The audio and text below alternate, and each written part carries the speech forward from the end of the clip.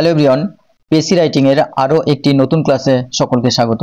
যারা PSC miscellaneous বা PSC clerkship men's দেবে তাদের ক্ষেত্রে ক্লাসটি খুবই উপকারী এবং বিশেষ করে যেখানে পিএসসি রাইটিং অত্যন্ত গুরুত্বপূর্ণ সেখানে ক্লাসটি খুবই গুরুত্বপূর্ণ। সুতরাং কোনো রকম স্কিপ না করে প্রথম থেকেই দেখতে থাকবে, আশা করি কোনো রকম ইনফরমেশন তাহলে মিস হবে না। তো চলো আমরা প্রথমে আজকে যে প্যাসেজটি আছে সেই প্যাসেজটিকে আমরা প্রথমত ওয়ান বাই ওয়ান অর্থাৎ লাইন বাই লাইন আমরা পড়ে নেব এবং সেটা খুব সুন্দরভাবে পড়ে আমাদেরকে প্রথমে মানে বুঝতে হবে এবং সেখান থেকে সংক্ষিপ্ত সার তৈরি করে তবে কিন্তু আমাদের যে প্রেসির মেন কাজ সেটা করতে হবে।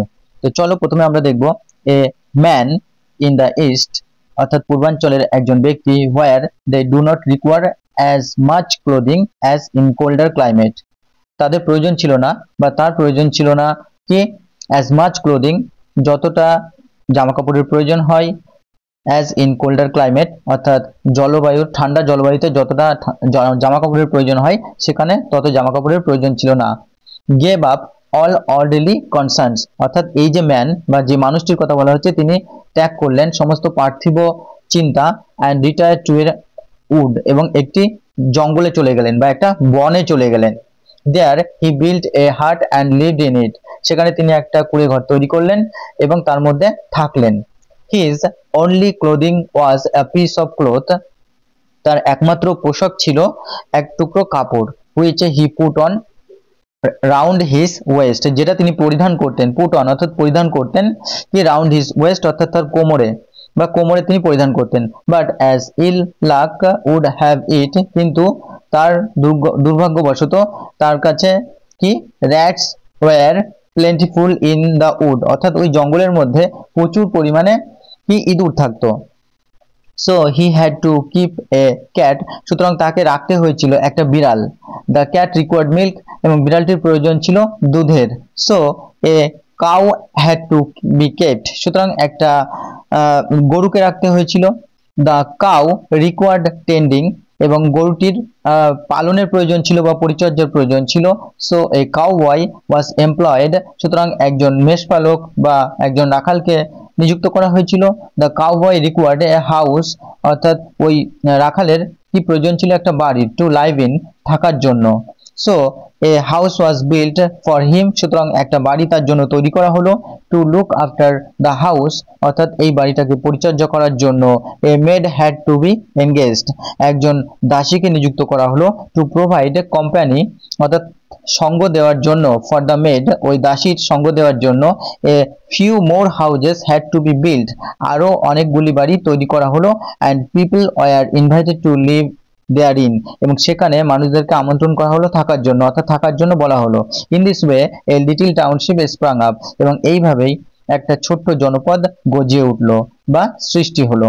তো সুতরাং এই সমস্ত প্যাসেজটিকে আমাদের কিন্তু বারবার পড়তে হবে এবং কিভাবে ছোট করা যায় সেভাবে দেখতে হবে। তো এখান থেকে কিন্তু আমাদেরকে যা আছে অন থার্ডে করতে হবে এবং টোটাল যে লাইন আছে সেটা টোটাল আমরা অন থার্ড করবো বা আমাদের যদি ওয়ার্ড বলে দেয় সেই ওয়ার্ড অনুযায়ী আমরা অন থার্ড করবো লাইন অথবা ওয়ার্ড যেটা আমাদের বলে দেবে এবং সেই অনুযায়ী আমাদেরকে কিন্তু একটা অ্যাপ্রোপ্রিয়েট টাইটেল যোগ করতে হবে এই প্রেসিসটার। তো আমরা এখানে দেখতে পাচ্ছি মূল যে সংক্ষিপ্ত সার সেটা হচ্ছে একজন সাধারণ মানুষ কিভাবে তিনি বনে গিয়ে বাস করতে শুরু করলেন এবং সেখানে ইঁদুরের উৎপাতের কারণে তিনি একজন সাধারণ মানুষ তিনি একটি মাত্র পোশাক পরিধান করে বা একটি মাত্র ক্লথ তার পরিধান করে তিনি বনে থাকতে শুরু করলেন।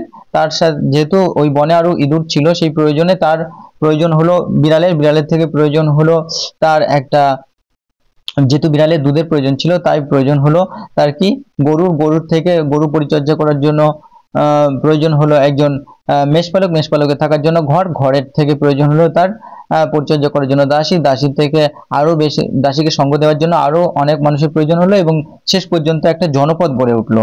তো এইভাবে কিন্তু কিভাবে একটা জনপদ তৈরি হলো তো আমরা সেটা লিখতে পারি। তো টাইটেল হিসাবে আমরা কি লিখতে পারি দেখা যাক। প্রথমত আমরা এখানে টাইটেল হিসেবে লিখতে পারি the growth of a township অর্থাৎ একটা জনপদের সৃষ্টি ফ্রম এ হারমিট সিম্পলিসিটি অর্থাৎ একজন তপস্বীর যিনি কিনা সমস্ত পার্থিব চিন্তা ভাবনা দূর করে। তো এটা একটা সাধারণ মানুষ নয় যেহেতু তিনি একটা কোমরে যিনি একটি মাত্র ক্লোথ জড়িয়ে থাকেন তিনি হচ্ছেন আমরা তপস্বী বলি বা সাধারণ আমরা শেষ মুনি বলি। মুনি ঋষি, অর্থাৎ একজন সাধারণ তপশির থেকে কিভাবে টাউনের সৃষ্টি হলো বা জনপদের সৃষ্টি হলো সেটাই কিন্তু এখানে বলা হয়েছে। তো আমি মনে করি এটাই অ্যাপ্রোপ্রিয়েট টাইটেল। এছাড়া আরো কিছু টাইটেল আমরা লিখতে পারি, যেমন আমরা লিখতে পারি ফ্রম সলিটিউড টু সেটেলমেন্ট, অর্থাৎ কিভাবে নিঃসঙ্গতা থেকে জনপদ গড়ে উঠলো বা কিভাবে নিঃসঙ্গতা থেকে একটা বসতি গড়ে উঠলো। দ্য অ্যাক্সিডেন্টাল টাউনশিপ, অর্থাৎ আকস্মিক জনপদ গড়ে ওঠা, বা how simplicity led to complexity, কিভাবে সরলতা থেকে জটিলতার পর্যায়ে আমরা পৌঁছালাম। অথবা দ্য হারমিটস আনইনটেন্ডেড লেগাসি, অর্থাৎ একজন তপস্বীর অনিচ্ছাকৃত উত্তরাধিকার বলতে পারি, অর্থাৎ কিভাবে তিনি এই জনপদের উত্তরাধিকার হয়েছেন অনিচ্ছাকৃতই। অথবা দ্য চেন অফ নেসেসিটি, কিভাবে আমরা প্রয়োজনের শৃঙ্খলে একে অপরের সাথে আবদ্ধ, এটাও কিন্তু very interesting. From renunciation to civilization, অর্থাৎ ত্যাগ থেকে কিভাবে জনপদের সৃষ্টি বা সভ্যতার সৃষ্টি। অথবা the making of a township a cautionary tale, অর্থাৎ কিভাবে একটা শহর তৈরি হলো, অর্থাৎ একটা সতর্কমূলক গল্প। তো আমরা কিন্তু এগুলোও কিন্তু লিখতে পারি, সুতরাং যেটা তোমাদের ভালো লাগবে তোমরা সেইভাবে লিখবে। তো চলো আমরা মূল প্রেসিতে এবার ফিরে যাই। আমরা মূল প্রেসিটা দেখব যে এখানে হচ্ছে কি বলা আছে, এ ম্যান ইন দ্য ইস্ট, এটাকে কিন্তু অনথার্ড করা হয়েছে, এ ম্যান ইন দ্য ইস্ট রিনাউন্সড, অর্থাৎ পূর্বাঞ্চলের একজন মানুষ, বা আমরা এখানে সরাসরি এ হারমিট ব্যবহার করতে পারতাম, কিন্তু সেটা আমরা একদম লাস্টের দিকে ব্যবহার করব, কারণ এটা প্রথম দিকে সাধারণ মানুষের কথা বলা হয়েছিল। এ ম্যান ইন দ্য ইস্ট রিনাউন্সড, অর্থাৎ ত্যাগ করেছিলেন, বা আমরা কিন্তু এটাকে বলতে পারি গেভ আপ।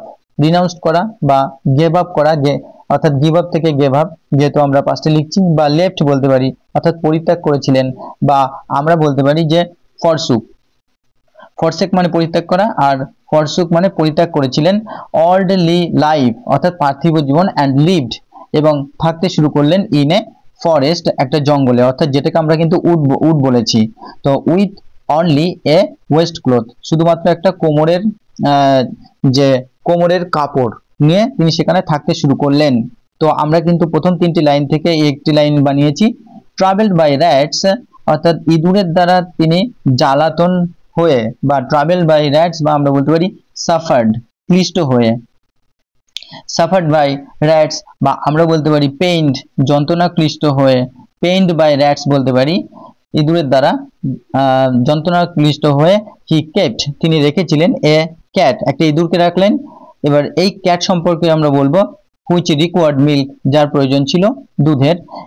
এবং এই থেকে কি হলো, যার ফলস্বরূপ leading to the need for a cow, যার ফলস্বরূপ একটা গরুর প্রয়োজন হলো। তো এবার গরুর থেকে আবার কিভাবে আমরা এক এক করে আসবো। এ কাউবয় ওয়াজ হায়ার্ড, অথবা এ কাউবয় ওয়াজ আমরা বলতে পারি এমপ্লয়েড। কি এমপ্লয়েড হচ্ছে নিযুক্ত করা হয়েছিল, বা এনগেজড করা হয়েছিল বলতে পারি, বা হায়ার্ড করা হয়েছিল। টু টেন্ড, অর্থাৎ প্রতিপালন করতে বা দেখাশোনা করার জন্য আমরা বলতে পারি কি, আমরা এটাকে টেন্ড বলতে পারি, অথবা আমরা এটাকে ওভারলুকও বলতে পারি। কি ওভারলুক, তুমি অন্য অর্ডও ব্যবহার করতে পারো, বা ওভারসি করার জন্য, দেখাশোনা বা পরিচর্যা করার জন্য, অথবা টেক কেয়ার বলতে পারো, টেক কেয়ার অর্থাৎ পরিচর্যা করার জন্য।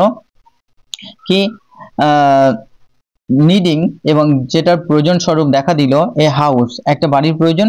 আর which in turn required a maid, এবং যার ফলস্বরূপ বা ফলাফল স্বরূপ প্রয়োজন ছিল একজন দাসীর, অর্থাৎ পালা স্বরূপ বা যেটা প্রয়োজন অনুযায়ী দরকার ছিল একজন দাসীর। টু প্রোভাইড হার, অথবা আমরা বলতে পারি টু গিভ হার, তাকে দেওয়ার জন্য। কি কোম্পানি, সঙ্গ দেওয়ার জন্য। More people were invited, resulting in, যেটার ফলস্বরূপ in a small township emerging, অর্থাৎ সৃষ্টি হলো বা বেরিয়ে এলো। আমরা অরিজিনেটিং বলতে পারি, ইমার্জিং বলতে পারি।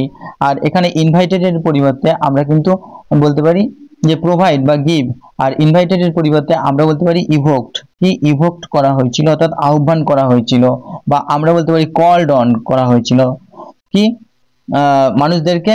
আর রেজাল্টিং ইন, যেটার ফলস্বরূপ কি দেখা দিয়েছিল, এ স্মল টাউনশিপ, একটা জন এলাকা বা একটা জনপদ এলাকা, emerging around the hermit simple life, যেটা কিনা বেরিয়ে এসেছিল যে ওই যে সরলতা, অর্থাৎ তপস্বীর সরল জীবন, সেখান থেকে বা তার জীবনটাকে কেন্দ্র করে কিন্তু বেরিয়ে এলো বা গড়ে উঠলো। অ্যাকচুয়ালি গড়ে ওঠা বলা যায়, ইমার্জিং, বা আমরা বলতে পারি অ্যারাইজিং। অ্যারাইজিং বলতে পারি। আর হারমিট বা আমরা এখানে অ্যাসেটিকও বলতে পারি। অ্যাসেটিক অর্থাৎ অ্যাসেটিকের অর্থ হচ্ছে যিনি তপস্বী।